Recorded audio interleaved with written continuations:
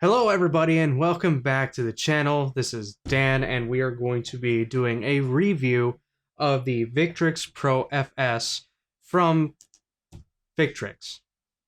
Duh.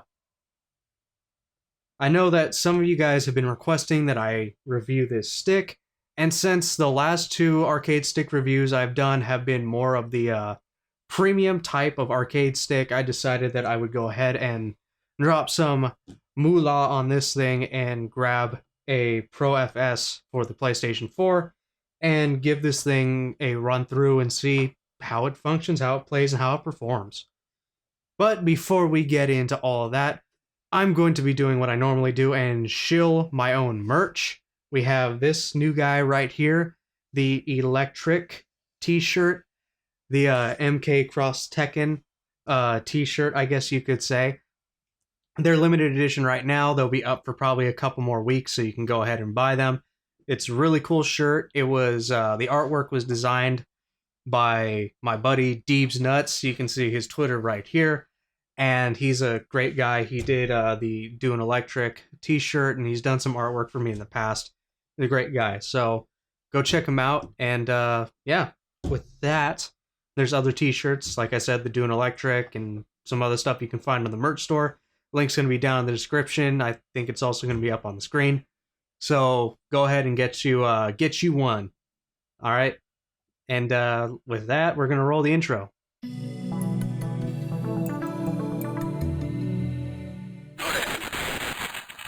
The Victrix Pro Fs is the latest entry into the arcade stick market. It was designed by Victrix, again, duh, and it sports an all-brushed aluminum body with an occasional plastic part to accent areas that don't really need all metal. 8 Sanwa OBSF 30mm buttons and a Sanwa JLF lever sporting what they have called the Link 2 detachable shaft. Those of you familiar with the Freak Mods Link and the new Sanwa JLFD, what is it? I have it written down right here. JLFD TPAYT detachable shaft. I'm just gonna call that JLFD for short. And it has an easy access door for easy on the fly modding or repairs. What I do like about the Pro FS being an all brushed aluminum chassis is that you get a lot of weight with this stick. This thing is a very solid build. I would pull it out a little bit more, but it's kind of connected right now to try and get the lights going on. It's connected to the PS4 right now across the room. While it's not one of the heaviest arcade sticks that I've used, it definitely is up there in weight.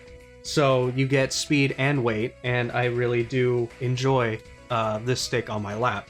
It has one of my favorite features on the back, which is the non-slip foam, or padding, or whatever you want to call it.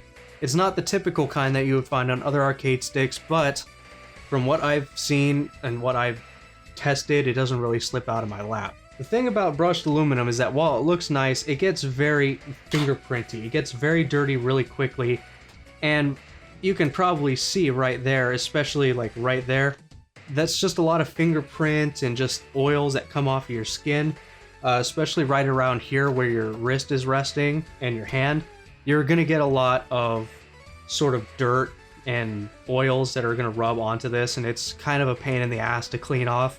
The plastic, thankfully, is only on parts that don't really need to be completely visible and don't really serve any purpose to be metal. These are the inner pockets of the sides of the Pro FS, as well as the back, and it's a glossy black on the insides to sort of accent the RGB elements that this stick has. And yes, even the FGC can't escape the bad PC building habits at all. Speaking of RGB, that actually leads into my next point about this stick that I really do like. So I had this already taken out, and this is actually one of my favorite things about the stick. You can just, if you're using the detachable shaft, you just kind of stick that on there and you keep dust out. Fantastic. So I'm going to show this in the B-roll, but I'm just going to put this in for the rest of the review just because it doesn't look as awkward. The Pro FS actually has full RGB support. This is a pretty good thing, as by pressing the button up on the home row and tapping up or down on your lever, you can cycle through patterns like fixed, pulsating, prismatic, cycling, white, or just have the RGB turned off completely. Pressing the home row button again and moving the stick left or right will let you cycle through a number of different colors until you land on the one that you like. Now, what would be nice if there's some kind of software that we could use to kind of program these things in, maybe, you know, something like Asus's Aura Sync, or Corsair's IQ software, something like that, would actually be really cool. This thing does feature 3 programmable buttons on its home row. This home row is actually pretty cool. It's got your share, it has a your brightness or your LED RGB button, your mic button, which I didn't mess around with it too much. I think you can up and down the volume as well as turn on and off your microphone. Microphone jack's down there. And then you have your Victrix button, which will lock. It locks out the home row so you can't accidentally do any presses. And then pressing it again will unlock it. You have 3 programmable buttons, which I believe for the PS4 version is the touchpad, the L3 and the R3 buttons, then you have your options button. So for complaints, the only real complaint that I have about the RGB system is that if you take a look on the sides, I'm going to move this to the side, you can see the pink purple color that I have right now, and it's recessed really far in. I think this is like what, a couple inches in, and even from the side like that, you can't really see the RGB or any of the lights. I kind of wish that this was recessed a little less, a little bit outward more. It wasn't recessed as deep in so that we actually could see the RGB that's coming off the sides. Something like the Quanba Obsidian does this pretty well, as it's not really that far recessed in, and you can actually see the lights when they activate. I also would have liked to see the option to have them activate when you do movements or hit buttons or get hit, kind of like you'd see on the Quanba stuff. But that's just kind of a nitpick. It does it pretty well. This I just kind of wish was a little bit more reflective and brought out a little bit more so you can actually see the lights on the side. It's actually really cool when you look on the inside. This thing is actually really cool from the side. That's actually a really cool feature. It's just a shame you can't really see it. Unless, you know, of course you want to get down to eye level here and admire it from the side. Another thing that I should mention too is that if you do happen to mess anything up, just hitting these 3 buttons, the option, the share, and the Victrix button, press them down at once and then let them go, will reset everything back to factory default. So if you program one of these buttons wrong, you don't know how to undo it, or if you don't know how to reprogram them or whatever, just hit those 3 buttons, everything goes back to factory default, and you can start all over again. So you have your 8 Sanwa OBSF 30mm buttons that are arranged in the Vuelix layout. And while I don't typically like the Vuelix layout, I have to say that this one at least is separated enough and is well designed in that it doesn't have really any compatibility issues. And you'll see it in the B-roll, I kind of modded them with these new with these new Crown Samduxa SBD or SDB 202 mechanical push buttons, and these ones are the ones that you have to screw in. All Crowns, I'm pretty sure are, or all Samduxa buttons, I'm pretty sure are screw-ins. And I've replaced the first 6. These last 2, I don't have 8 of them, but I'm sure that they would work too. But from what I could see, there was no compatibility issues. It's just maybe a little bit cramped on the inside. The Sanwa, however, is like I said, it has its own little, what they call the Link 2. Now, those of you that are familiar with the FreakMods Link, which is on this stick actually, that's the Seimitsu version, this operates essentially in the same way. It does have some of its differences though. For one, other than this being a little bit thicker, a little bit differently designed, it comes with a... Am I gonna have to grab the Allen key out? I'm gonna have to grab the Allen key out. It does have its own custom-made ball top. It is countersunk right where it screws into the shaft. And this is to kind of avoid making things look a little bit awkward. And if you don't like the Freak mod, or if you don't like the Link 2, it does actually I threw everything in here, in my parts thing. My little parts shelf. Bin, whatever. It does come with its own. They did give you a full normal shaft with a regular ball top and a cover for your and a black cover for your shaft. And it's a simple matter of just taking the ball top off this, get the dust cover, and then taking apart the Sanwa, and shoving it in there and reassembling it. I'm going to show that all in the video that you're seeing probably right now. Okay, so I'm moving this again. The other thing too is that, I mean, you'll see it too, is that this is essentially the same thing as the link that Freak Mods makes. I mean, I'm pretty sure this thing even fits. Let me just. I didn't actually test this before. I just wanted to see. Yeah, that actually just fits. If you have a Freak Mods link, you can actually just shove it in here and it'll work. So there you go. And then of course there's also the Sanwa detachable JLF. I will be getting to that in a video. I'll be reviewing that in a separate video, and then I'll be doing kind of a side-by-side comparison of the three. But since we're on the topic of sticks, we're going to talk about the compatibility issues, or the lack of compatibility issues. This stick surprisingly has very few compatibility issues that I've run into. The stick, from what I could see, I thought at first was going to be cramped. It wasn't going to be able to support a Korean lever like the 309 MJ, the Japanese version, the Japanese lever version of the Crown Korean levers, and it's not.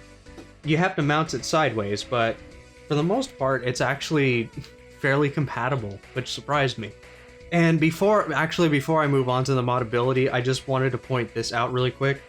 One of the issues that I do have with the buttons is that for some reason, I think it's because of the case or the all metal design of the case or something, but these buttons feel a lot harder to hit, or they feel a lot... They don't have that kind of noise that you would expect from something like that. That's probably pretty loud, but you get my point, is that it feels harder to press, or it feels nastier. The tone of the button presses feels a little nastier, especially if you hit your buttons hard like I do. So if you want, I would suggest maybe getting something that's quieter. The Crown SPD 202 buttons are fairly quiet, as well as Sanwa's new line of silent buttons and stick. I'll be reviewing those as well. The back, while it is, like I said, a little bit cramped, you can actually fit, like I said, the Crown 309 MJ in it. The only thing is that you mount it sideways. You have to pull out this little dust cover thing that's right here, this little black part that's on the inside. You kind of push in right there. It'll come out, and then you can mount your Korean levers. The only thing is, because it's cramped, some wires are a little bit on top of each other and crisscrossing. So what I would advise that you do is take that ribbon cable that's on the back, that's leading up to the daughter board that's up here for the home row, and tuck that over onto the other side of the buttons, onto the side, because that thing is fairly thin. I'm pretty sure that it's not going to survive any sort of pinching between metal and plastic, like at all. And I don't know if you can even get a replacement for that. Pretty sure that's an RMA process at that point. So avoid doing that, and just be safe and move your cables out of the way when you're attempting to switch levers out on this thing. I didn't attempt it with the Seimitsu, although I know that because of the mounting plate that the normal Seimitsus come in, which is this is why it's so good to have these sticks on hand. When it comes to a mounting plate like this, it will not fit. However, Seimitsu does make flat mounting plates that are more akin to the Sanwa plates. If you can get your hands on one of those, then you should be all golden. You should be able to mount this the same that you would a Sanwa. I'm not entirely sure. So for basic modding, this stick is actually really good. It handles pretty much whatever you can throw at it. The only thing that I am pretty sure you cannot for certain mount in here is American hardware. And I mean, try mounting one of these. Try mounting one of these into this. Look, it doesn't, even up here, it doesn't fit. So yeah, like, look at that. That's almost as thick as the stick. Alright, American hardware is meant for very thick boys. So, unfortunately, anybody who likes American parts, you're still gonna have to stick to the Mortal Kombat 9 stick. Yeah, I should talk about the cable. So the inside has some really well done sleeving. I actually do like the internals as well as the Type C or USB Type C to regular USB cable. The braided cables in general are just a really premium feature, and it's a nice thing to have. Though the cable that goes from one of the boards down here all the way to the home row did have some of the braiding eaten away. That's a little unfortunate because I noticed that when I opened up the back. It's a little bad. It didn't shoot into the wiring, but it's just a shame that it shoot into the braiding. But then again, I guess that's what the braiding's for, is to keep your wire from getting damaged in any sort of way.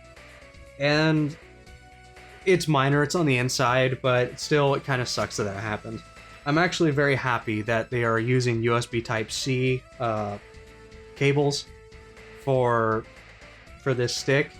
A lot of things are starting to use USB Type-C, and it's really cool that if this gets damaged or it gets lost, I can just pull the cable that I use for my Google Pixel 3 out of my car and plug it into my console, and I'm ready to play again. At least I don't have to deal with a possible horrible RMA service and maybe never even getting a replacement for my detachable cable Razer. The unboxing was pretty good. It was probably on par with the Daija. While it didn't smell like a new car when I opened it up, this thing was a fantastic stick to open up. First off, the main box had packaging foam for the actual box the stick came in, so it survived any kind of damage, something that unfortunately the Daija's box didn't really have the luxury of. And when you open it, it doesn't have really like any latches or things unhinged to pull it up. You simply just pull the box straight out and you're greeted with the stick. It comes with a giant instruction book that details almost everything that you can get. I mean, look at this thing. This thing is huge, and they went through all this effort to do artwork, or not artwork, but all these great photos that explain pretty much everything you need to know about your Pro FS fight stick. It came with the same kind of sturdy packaging foam to keep it safe, and it comes in, I show this all in the B-roll, but it comes in its own carrying bag. This thing is a very durable, very strong carrying bag. It comes wrapped in it just for extra security, but you could put your stick in this and carry this around. Like, I'm not joking. This is a lot of premium crap to throw into a $350 arcade stick. Since people were saying stuff about the Daija review, how their Daija was supposed to have a lot of input delay, I decided that I was going to do the PS4 as well as the PC versions of Tekken 7 and DOA 6, and just so that I could test it more and try out and see if I could feel any sort of input delay or if this was at all affecting anything. And really, I probably should test with Tekken 7's Mimic mode, but I think that's how that would work. But from what I could tell, there isn't really a whole lot of input delay. It's not really, I don't notice it very much. So enjoy the combo exhibition.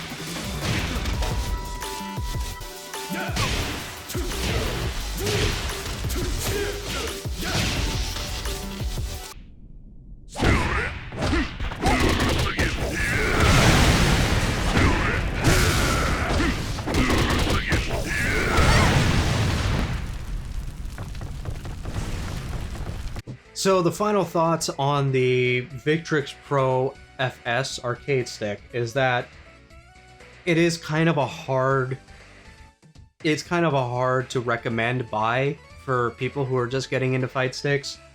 Though I'm pretty sure that any enthusiast or somebody who likes to collect arcade sticks, who has the money for it, will not have a problem shelling out that kind of money for the Victrix Pro FS. This thing is $349, $350.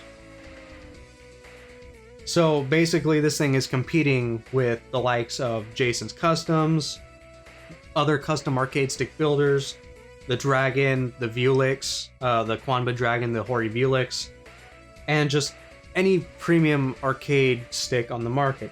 The only difference is that you're basically paying the extra $150 for a ton of upgrades that you probably would be sinking more money into if you wanted to convert any one of these sticks that I have here into something that is a similar facsimile to this stick. You have addressable RGB that is essentially like a gaming computer. It's like PC level RGB. You got your breathing, your cycle, your pulsate, all that stuff. You've got tons of different colors that you can choose from. You can go and hit left and right all day and go through dozens of different colors. You have programmable buttons. You have a very, very well made USB Type-C cable, which can be easily replaced with any Type-C cable, mind you. If this one ever breaks or you lose it, something happens to it, you can go and buy a USB Type-C and you will be completely fine. Though I'm sure some people don't like the color of this. I don't mind. I actually like this color of purple, so for me that's more of a nitpick, not a real criticism. It screams a lot in the quality department. There's a lot of well done braided cables. The cable management is spot on, and the fact that you're getting stuff like a link that you can detach and store if you're a Sanwa guy, and if you don't like it, you can just switch over. They give you a normal shaft version so that you can play it like a normal Sanwa.